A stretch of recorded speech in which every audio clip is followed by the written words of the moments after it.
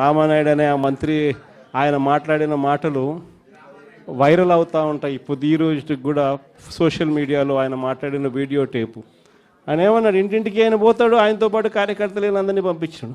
అక్కడికి పోయినేమంటాడు, చిన్నపిల్లలు కనపడితే నీకు 15,000, నీకు 15,000, నీకు 15,000. అదే ఇంట్లో నుంచి వాళ్ళ అమ్మ బయటకు వచ్చింది, పిల్లల అమ్మ, వాళ్ళ చిన్నమ్మ.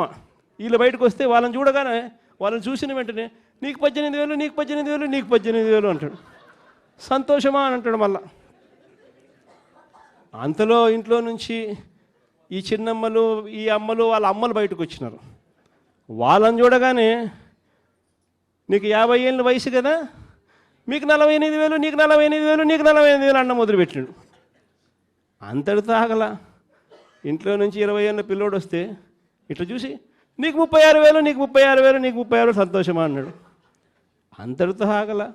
ఆ ఇంట్లో నుంచి ఒక రైతు బయటకు వచ్చినట్టు కండువా కప్పుకొని, రైతు అని చెప్పి ఎప్పుడైతే చూశాడో నీకు 26,000, నీకు 26,000, నీకు 26,000 అన్న మొదలుపెట్టాడు.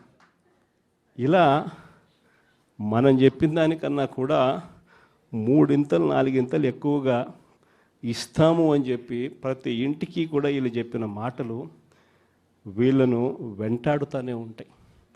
ఏ ఒక్కరింటికి వీళ్ళు వెళ్ళలేని పరిస్థితి రాష్ట్రంలో ఈరోజు నెలకొని ఉంది.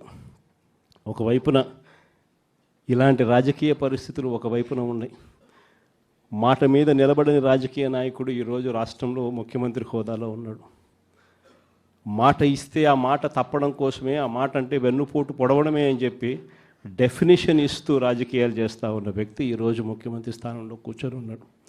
మరోవైపు రాష్ట్రంలో ఏది కూడా పట్టించుకునే పరిస్థితి లేదు. ఈరోజు స్కూళ్ళన్నీ కూడా నిర్వీర్యమైపోయిన పరిస్థితి కానీ